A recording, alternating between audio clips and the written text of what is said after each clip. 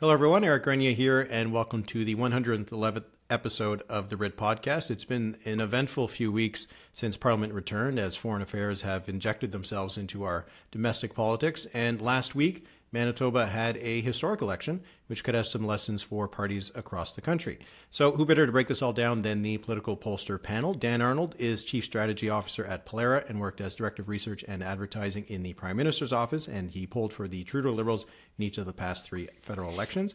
Andrew Enns is Executive Vice President at Léger, previously polled for the federal Conservatives during the Harper years and has polled for provincial Conservative parties across Canada. James Valkey is Director of Research and Strategy at Viewpoints Research, which has polled for the NDP in elections across the country. He has worked on many central campaigns, including in the NDP's breakthrough 2011 election. Dan, Andrew, James, your bios are long, but I'm glad to have you here and sticking around for it. So thanks so much for all three of you coming back. Pleasure to be here. Happy to be Glad here. to be here. Okay, so we'll talk about the where things stand in the federal politics. Obviously, geopolitics are pretty messy right now. We're not going to get into those debates. We're going to talk about just kind of the impact that they're having here in Canada. The last time we chatted, we were more or less talking about how each of the parties was going to set themselves up for the fall sitting. And I don't think any of them had any of these things on the radar. You had obviously what happened on the very first day with the announcement from the government that Indian government might have been behind the murder of a Canadian citizen. You had the visit of Vladimir Zelensky and everything that happened with the speaker's invitee, and now, of course, the conflict that's happening now in Israel and Gaza. So, Dan, why don't you kick us off? Because we were starting from the viewpoint that the Liberals had to use this as a reset opportunity, talk about housing, talk about things that were important for voters. It seems like they haven't really had much space or opportunity to do that. Yeah, I think they tried to do that. I mean, if you look at the caucus retreat, they announced some housing initiatives coming out of that. Sean Fraser's been doing a good job strong-arming a lot of the municipalities into doing more in housing. There's the grocery stuff going on, but yeah, it does feel a bit like that meme from Community where Donald Glover walks into the room with the pizza boxes and there's like fire everywhere and there's a troll doll staring at him and chaos all around. Justin Trudeau's walking in with his grocery rebate, but then we've got a war and terrorist attacks and assassinations, and it's hard to set the agenda when all that is going on right now. And I think that's probably been the story of the last 4 or 5 years for the Trudeau government. Really, you had COVID and other tragedies and disasters, and they've had a tough time, I think, trying to set the agenda. And because they haven't been able to, and for that matter, the opposition hasn't really been able to set the agenda either for the last 2 months. So I don't think things have changed a lot since the last time we chatted in August. And the polls, I think, largely bear that out. Andrew, the Conservatives, they were looking to keep hitting home on the affordability issues, their common sense, quote unquote, revolution, I suppose, a different kind of one that they set up at the convention just before Parliament returned. How are they trying to find an angle on some of these issues, getting their message in and not getting knocked off track? Because, foreign policy is usually not a place of strength for an opposition leader. Yeah, I think that they'll still stay pretty laser focused on domestic issues. I mean, at this stage of the game, unlike where they were, say, a year ago, where they're struggling for attention and want to make up ground, I think at this point in time, I think they're quite comfortable where they're sitting. I think you'll see. The opposition leader getting out of Ottawa as much as he can, getting into that lower mainland BC, consolidating vote in there. I think that he'll push into some areas in terms of, I wouldn't be surprised to see putting some pressure on some of those NDP areas, some of those NDP ridings to maybe put a bit of pressure on the NDP in terms of reflecting on the supply arrangement that they've got. You're starting to see a bit of noise around that from I saw former leader of the NDP make some comments about maybe that supply arrangement should have been a bit shorter. I think you're starting to see some pressure about the strategy around that, and I think for Mr. Poilievre, I think he'll, if an election can come before when it's due in 2 years, I think he'll look for opportunities to put pressure on that. James, in all of this, how does the NDP and how have they been at getting a share of voice and a share of the spotlight in all of this? Because again, if it's foreign policy, as I said, a tough spot for an opposition leader to get into. For a third, fourth party leader, it's even tougher. Yeah, it's been, I think, one of those issues. You rhymed them off at the start, and I think it's been hard for a lot of parties to kind of calibrate their messaging and their communications, their forward planning calendar. Like a lot of them had plans for the fall, as Dan mentioned, with the housing and the grocery rebate, and that stuff gets put to the side as these issues that you don't anticipate come to the front. And they totally consume it. I think the New Democrats have been playing a bit of, smart strategic ball. They've had to walk this path of supporting the CASA and defending the things that has come out in it, and they're hearing from people all the good things and the dental and that sort of thing. They're telling those stories. They're having to do a victory lap on that while also balancing maintaining their position as an opposition party. I think they have found that well. I think that's been reflected in some of the public available polling, and I think going forward they're going to have to continue doing that. I think the New Democrats have set themselves up in a position to, I think they're looking at a broader context. As the red team wanes a little bit in support, I think they're looking to position themselves as the fighter of Pierre Poilievre.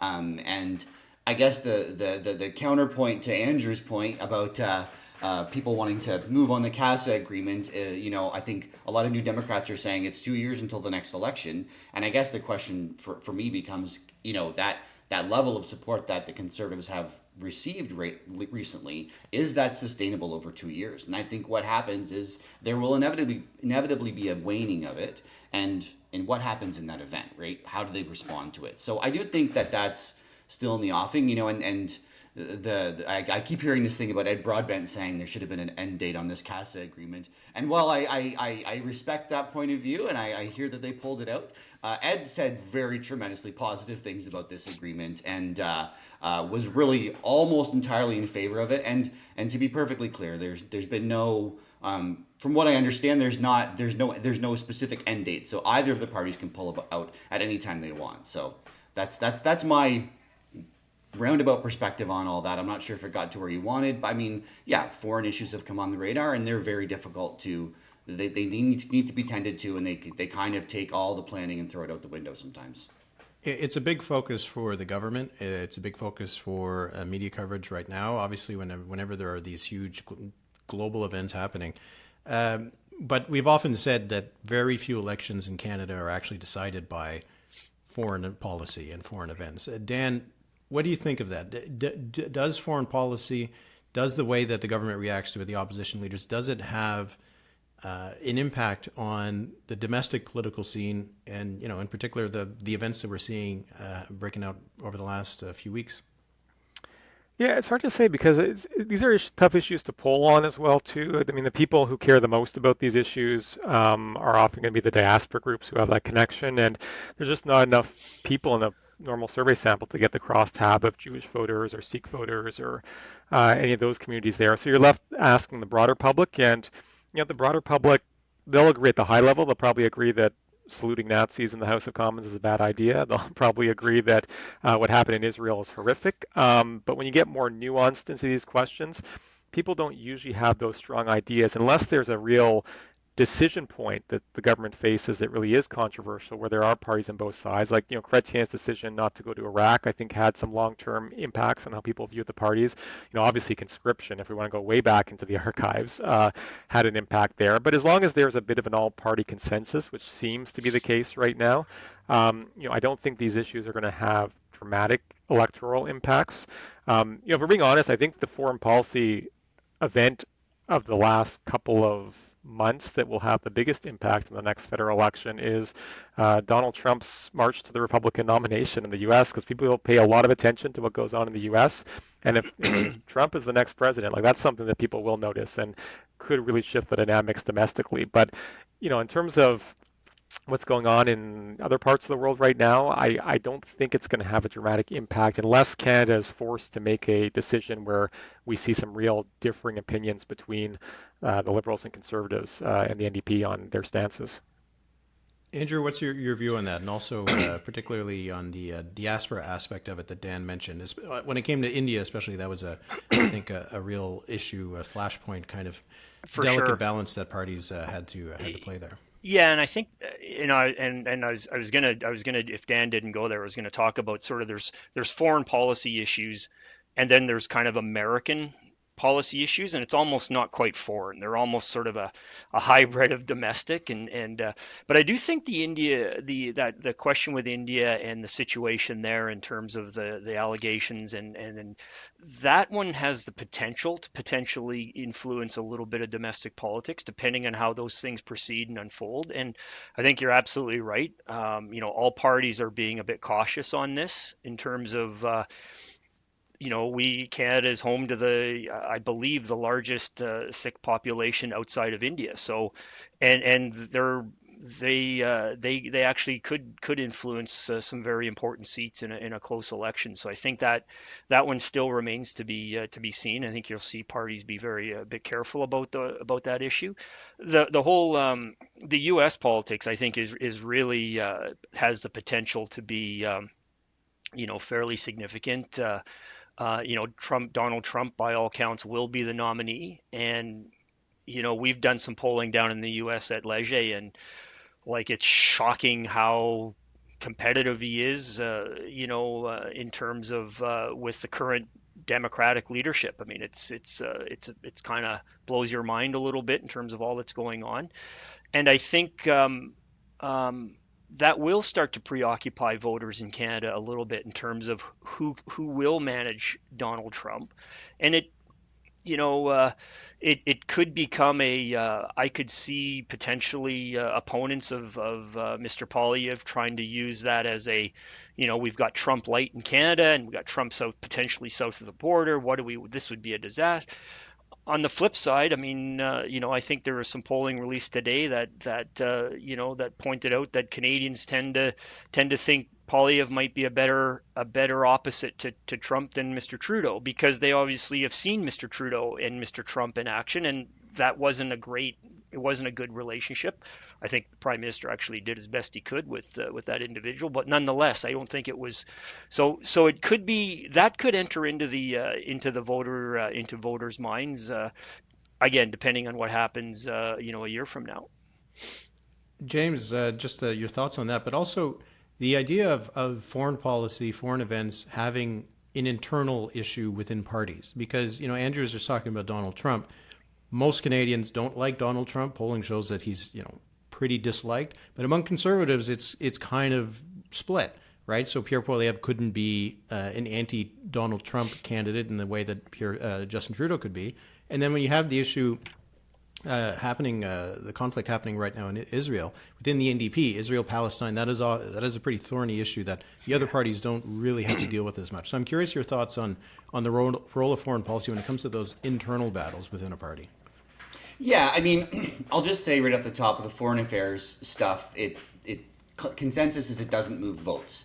It doesn't have a big impact. When we do a lot of our qualitative, focus groups and stuff, we'll ask, what are your top issues? What keeps you up at night? What worries you about you and your family?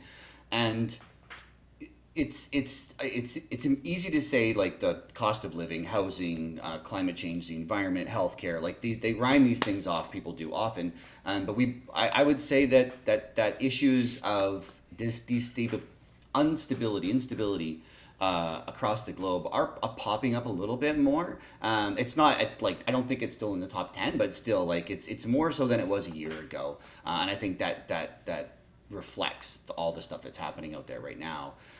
With regards to internal party negotiations, positioning, I think that we've seen this with all the parties and different issues and topics that come up. Foreign affairs is one of them, where it seems as though there's a close comparison, and even like Andrew said, from the U.S. political point of view, there's a seemingly easy marrying or matching when it comes to Donald Trump and the Conservatives, and we see that reflected in some of our stuff too. But I do think that in the end, the parties have their own internal research that they do, and they find a path forward. They find a consensus. There's certain issues that come up that I see parties testing out. They're divisive issues.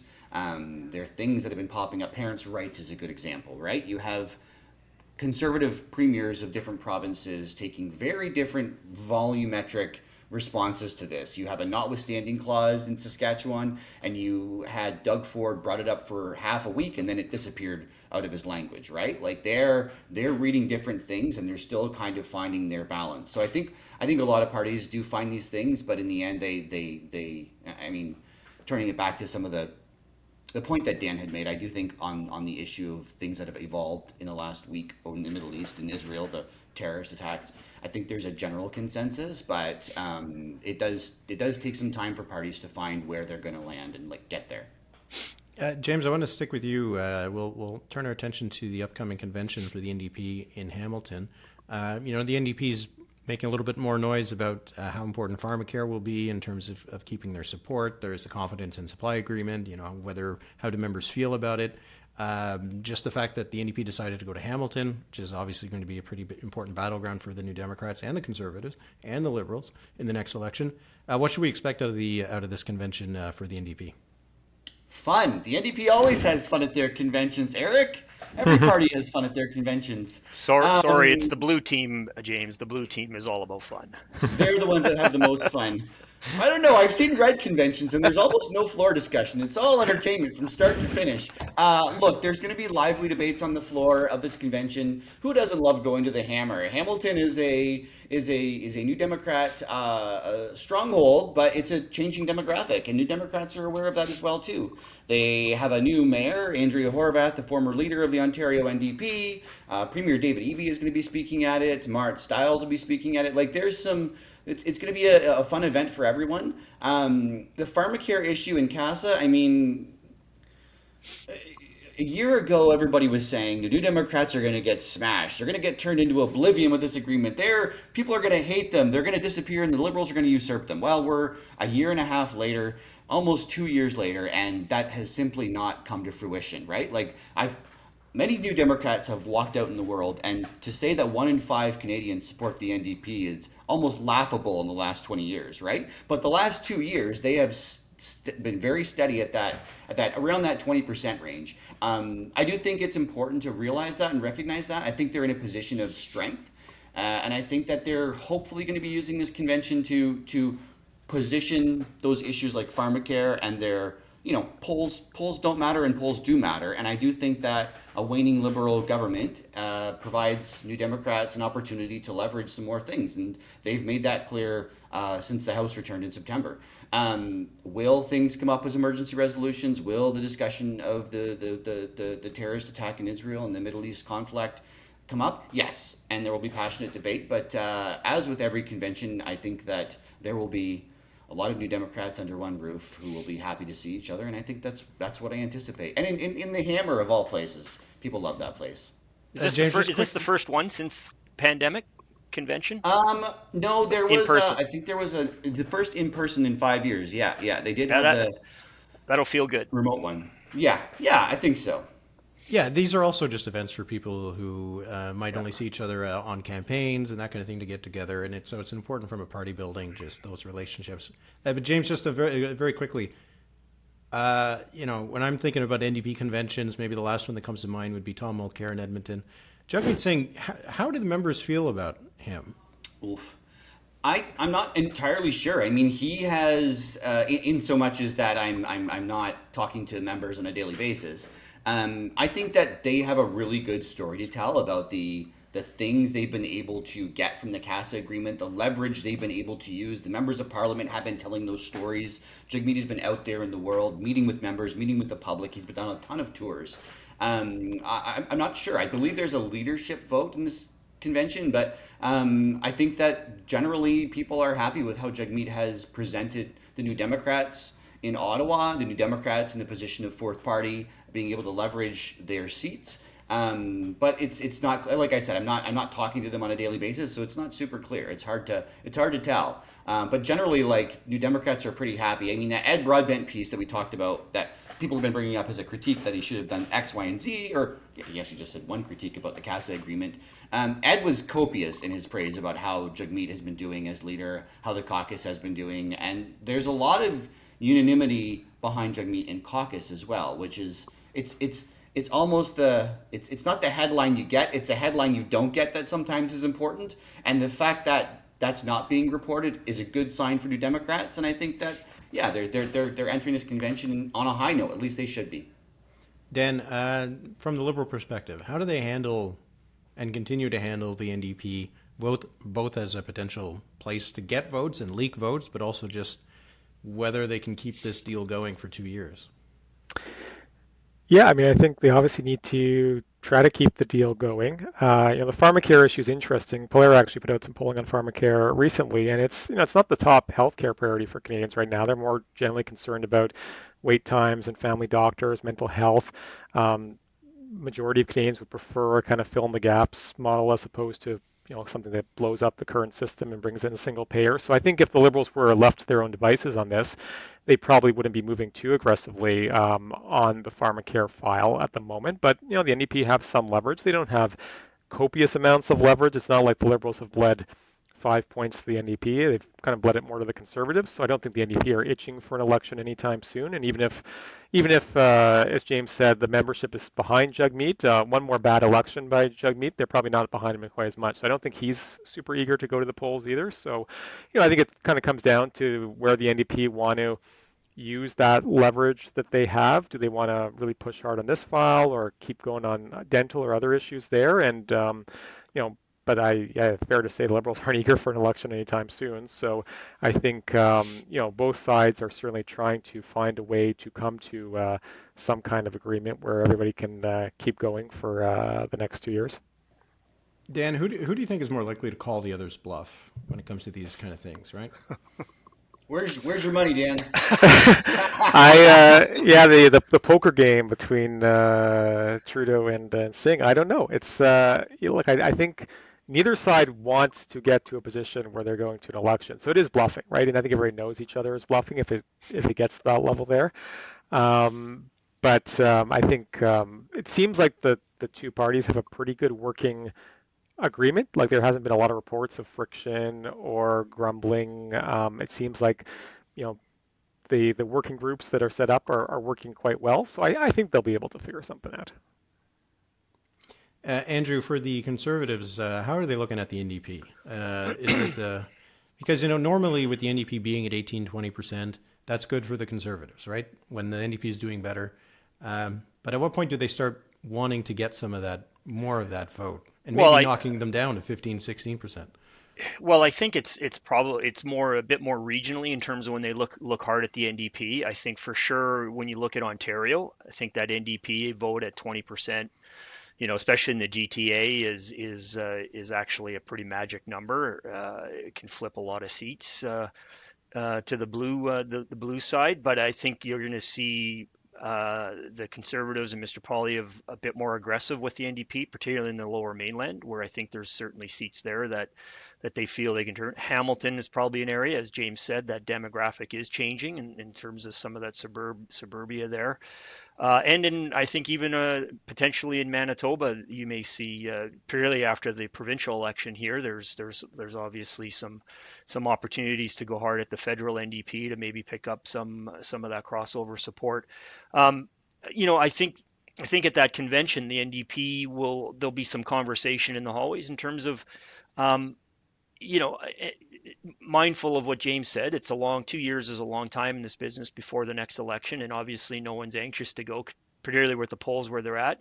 But still, I mean, the NDP rank and file will be a bit nervous about what these polls look like and what they could mean. I mean, the only thing worse than a Liberal government for an NDP member is a Conservative government, and the supply arrangement is working, but it's also propping up an unpopular leader and a government that's dropping in popularity and struggling on some big issues that NDP voters would feel quite strongly about. And I think that's going to be the debate. I don't think there's any easy answer or quick answer, and pulling the pin on that is not probably the answer people will land at. But I think that'll be the pressure on the leadership and the caucus to say, how do we somehow push the progressive numbers up in this country? Because right now, it's not in a good spot for for them in terms of the specter of having a Pierre Poilievre prime minister, which I think would shake a lot of people at that convention, anyways. Let's move on to Manitoba, because I'd like to hear all of your thoughts on this. And obviously, victory for the New Democrats, Wab Kinew. They won 34 seats. The Conservatives took 22. The Liberals just won. James, what worked so well for the NDP? Well, and I'll start with a full disclosure. Viewpoints has provided valuable research for the Manitoba NDP before the election and during as well. I'll tell you, it was a tale of two campaigns, basically. New Democrats had their strategic sights set on the top issues that matter to people, which was healthcare was the number one issue. We saw that in public opinion polls. It was everywhere. Not only did they glom onto the number one issue, but it was an issue that people had tagged the sitting incumbent government as failing on. There were some emergency room closures right before the pandemic. The pandemic came, and New Democrats made a clear commitment to talk about healthcare and talk about opening very specific sites. And when Winnipeggers, Manitobans were driving around, they could see those places that were going to be changed if New Democrats. Like they had a proposition on an issue that mattered to people, and people could envision what that looked like. That really helped New Democrats well to keep a steady line throughout the campaign. The other campaign was a conservative PC party that was struggling to find a narrative, grasping at straws on issues, and going to some dark places about not knowing who you're going to vote for, and no one looks over your shoulder. But more to the point, and I think that we saw this a little bit. There was an inability to present Heather Stephenson as Heather Stephenson. There was this awkward video at the start of the campaign where she was stuck on a patio and she kept talking to the camera, and it almost got a bit worse as the time went on.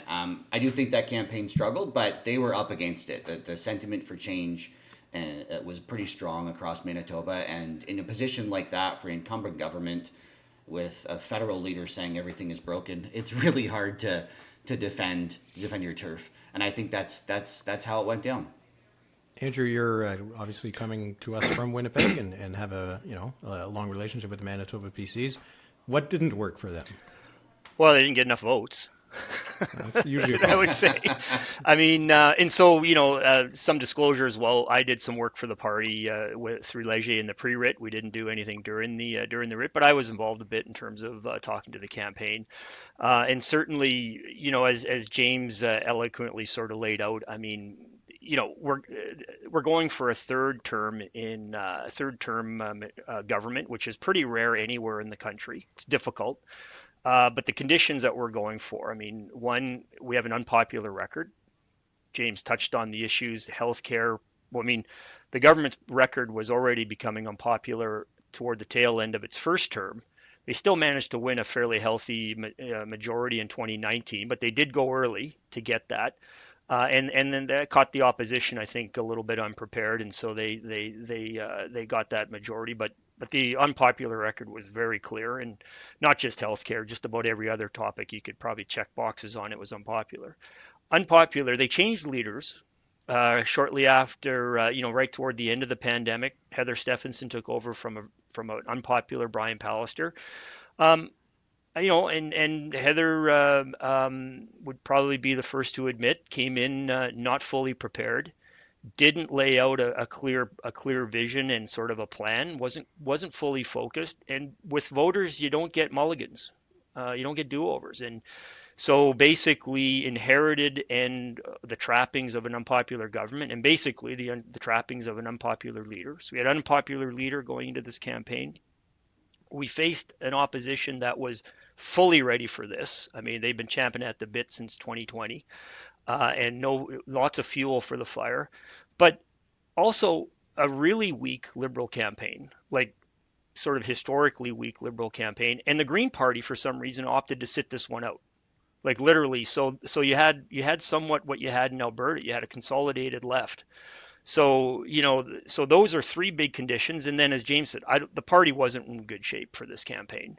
The pandemic was difficult in terms of on the party. The leadership wasn't good. It was an inexperienced team. And And again, the fifth, I would say, condition is you had the angry electorate. I mean, it was change. It's angry in the country. You can't go anywhere in this country and not find people a little pissed off in terms of affordability, healthcare. And so when you're an encumbering government going for a third term, those are pretty daunting. And to the dark places that James referenced. I mean, unfortunately, those wedge issues and those things are about all that you have. Negativity is really about all that you have left in terms of if you're trying to win. And as I said to you before we got on this, it was a long hot shower after this campaign for sure. Dan, the Liberals won one seat and 11% of the vote. I think they're the most powerful Manitoba Liberal Party on the prairies. So I don't need you to talk about how great the Liberals are doing. You can if you'd like, but I'm actually curious because I know you were always involved with testing ads and that kind of stuff during Liberal campaigns. What did you make of those PC ads during the campaign? Stuff about the landfill, standing firm on not digging, trying to find the bodies of Indigenous women who were murdered. That you can vote in a voting booth because no one's looking over your shoulder. What did you make of that strategy, those ads? I don't know, how do you explain them? Yeah, and I mean, I think, there's a tendency to just assume that the loser of an election did everything wrong, and I don't want to be necessarily results oriented in the assessment there, but there were a few head scratchers there, and like to the credit of the PC campaign, they were able to somewhat narrow the gap in the lead up to that election. If you look back a year ago, the NDP were quite far ahead, and it seems like the PCs, through issues like the landfill and others, were able to somewhat narrow things, at least in the spring, coming out of the budget. And I think ultimately they probably got to the position where they didn't have a lot in their record on the issues that mattered to people to talk about. They didn't have a great healthcare record. They kind of put everything out there they could on cost of living, and they probably were left with not a lot to talk about other than these kind of uncomfortable issues, to be honest about it. And these were things that they probably would say that Manitobans probably were split on issues like searching the landfill and parental rights, but these are not important issues for most voters. And I think that's probably where they got a bit undone at the end of the day. Whereas the NDP, and I'll give full credit to Brian Topp and the NDP campaign there, they were doggedly focused on healthcare, which is number one and number two on the issue list there. And I think the NDP had. And if I draw a comparison to Alberta, which recently had a similar kind of election campaign, Rachel Notley and the Alberta NDP were able to talk about healthcare, but more as in, Daniel Smith has mused about making you pay for a family doctor. And it was very easy for Daniel Smith to get up and say, well, no, obviously I'm not going to do that. I'm not going to make you pay for a family doctor. Obviously, I'm not going to bring in an Alberta pension plan. That's just crazy talk. How dare you suggest such a thing? Like, these are things that Smith had talked about.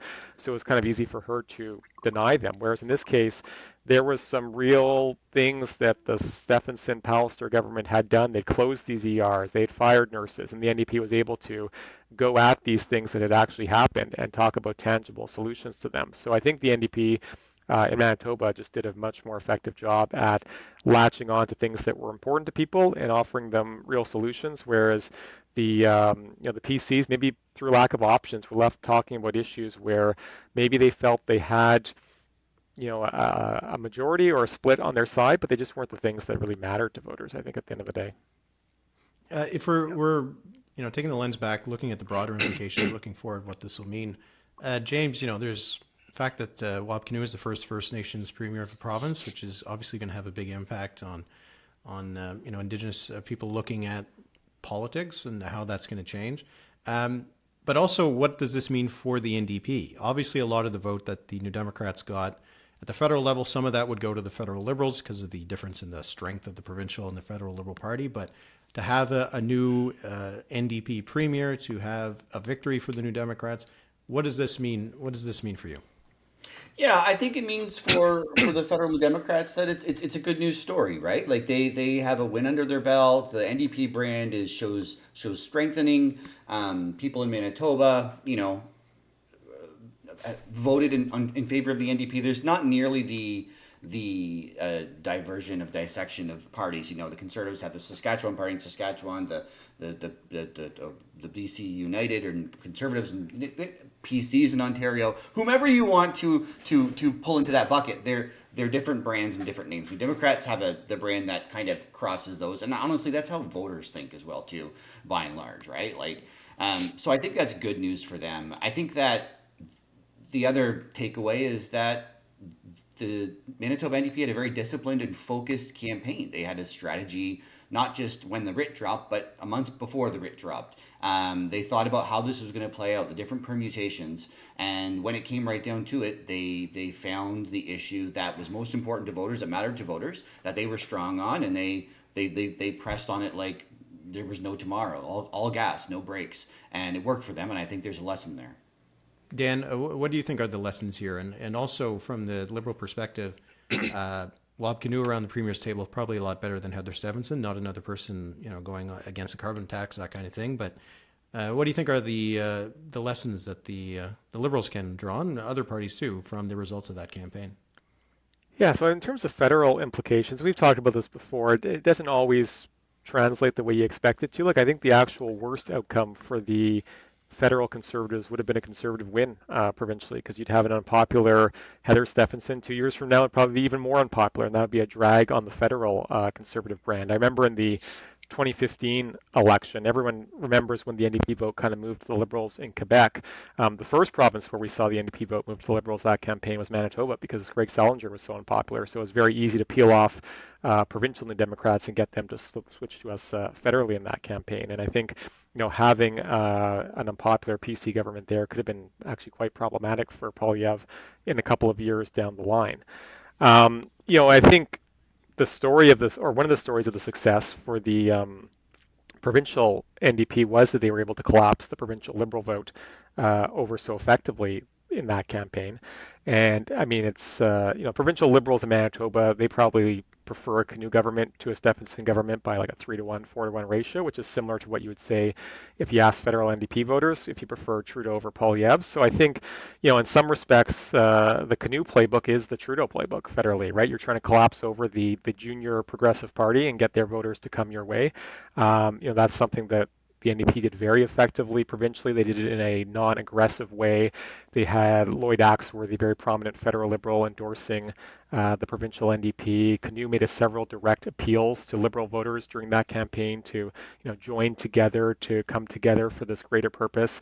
I think he did that quite well, and that's something I think the federal Liberals will try to jiu-jitsu in reverse on the NDP in the next federal campaign. And if New Brunswick is in an election, it might be by the time people listen to this podcast, depending what Blaine Higgs's internal poll numbers are showing today. I think the New Brunswick Liberals will probably try to do that same thing to the Green Party there. And I think that's the story in many provinces in Canada. It's the bigger progressive party trying to eat the smaller one, and the NDP did that quite well provincially, but that may not be the case federally for them. Andrew, Dan just brought it up. Are there lessons here for other Conservatives, Pierre Poilievre, but also Blaine Higgs, Scott Moe, talking about some of the same politics? Well, excuse me. I think there's a few lessons. One, I think when you look at some of those particular wedge issues, and obviously we'll set aside the landfill, which is very kind of specific locally, but parental rights was another one that was picked at in this campaign. We just put out a poll, out this morning on that has, there's support on that issue. In terms of more information for parents, and even using the notwithstanding. But to the point made by Dan and James, like it'd be very challenging to run an election on that as an issue that you think you can move vote. Like it's messy, and it requires discipline, and I don't even know if the public's fully informed in terms of some of the ramifications. And so I think one lesson is think carefully about if that's your winning strategy. Manitoba would suggest that not necessarily the case, even though you may have majority support on some of those tough wedges. I think the other one, and just to, playing a bit off Dan's comment in terms of what this means federally, I don't disagree. I think the Conservatives with the Kinew government in Manitoba will look at a couple of suburban seats in Manitoba with some interest to try to win back, given that they don't have an unpopular provincial government that they're trying to navigate around. I think the one challenge for the Liberals in terms of trying to reverse jiu-jitsu this, as Dan said, is that Mr. Trudeau's favorables mirror Miss Stephenson's favorables. They're not good. He may be a better campaigner potentially, but I would say that could be difficult in terms of going out and courting a bunch of NDP, because I think they're not super enamored with the Prime Minister personally, and I think the government record is going to be challenging to convince voters that they deserve another term, and so it'll be challenging. But obviously that's the secret sauce if you can consolidate your in this case the left, right? The other secret sauce for the Liberals federally is just to get 12 people named Lamoureux to run for them in the ridings, and that would be a sweep of the province. I was gonna say, like, the Democrats have the advantage of having friends provincially they can connect with and lean on, and that in the official opposition in Alberta, the government in British Columbia and Manitoba now. I think that's a challenge for the Liberals, because that one MLA in Winnipeg is the only provincial representation the Liberals have west of the GTA, and that's problematic for them, really problematic for their brand. Andrew, just quickly, Heather Stephenson, stepping aside, do you have any early thoughts on the PC leadership race? Well, I think, unlike the defeat, say, in '99, when we had a long-term incumbent government that was defeated, Gary Filmon went down after a dozen years. The party really struggled to sort of find its footing in opposition. They couldn't fundraise. There was really a lack of sort of motivation within that caucus to sort of step up and say, hey, out of every disaster, there's opportunity. I want to take this on. There was an acclamation, if you recall. Stuart Murray took over. I think in this one, I think there is going to be a leadership race. There's a couple of, there's one of the sitting MLAs in Winnipeg, Abi Khan, quite popular, fairly new. I think he could be a potential. There's some defeated candidates that already I've heard in the media that say all those things about taking the time, be with family, blah blah blah. But I wouldn't be surprised. I think the one thing, it was often characterized as a big problem for the party was the exodus of MLAs in the run up the year and a half before. And look, probably not ideal, but a lot of them were in rural seats and fairly safe seats. So what you do have is you have a caucus that actually has a lot of new faces, which is not always the case with a defeated caucus after a term and after a couple of terms in government. You usually have a kind of a core group of caucus members, and then they start to bail out because they don't have any interest in being in opposition. Well, I think for the Progressive Conservatives, there's a little bit of activity in that caucus, which could bode well. There's going to be some challenges with leadership. I think they need to reflect on rules a little bit, because the last leadership to replace Pollster, that one just about got away on them in terms of having, an anti-vaxxer taking over the party, and so they have to, that's always the challenge in the leadership. And I think Conservatives are sometimes a little bit more exposed, although I'd say the Green Party probably wrote the book in terms of how chaotic it can get. But so it can go different ways. But I think there's the potential to get a decent opposition going, and which I think is healthy, and we'll see where it goes from there. All right. Well, we'll have to return to the Manitoba Liberal leadership race, Dan. We'll talk about that next. We'll do a full half hour on it, talk about all the names and the big players. Anyway, so next time we chat, hopefully we'll have better things going on in the world by then. Maybe it'll be around Christmas, so at least we can look forward to something, some holidays, some respite from everything. So appreciate all three of you coming on, and looking forward to chatting again. Excellent. Great to be here, Eric. Thanks. Good to be here. Good conversation, guys.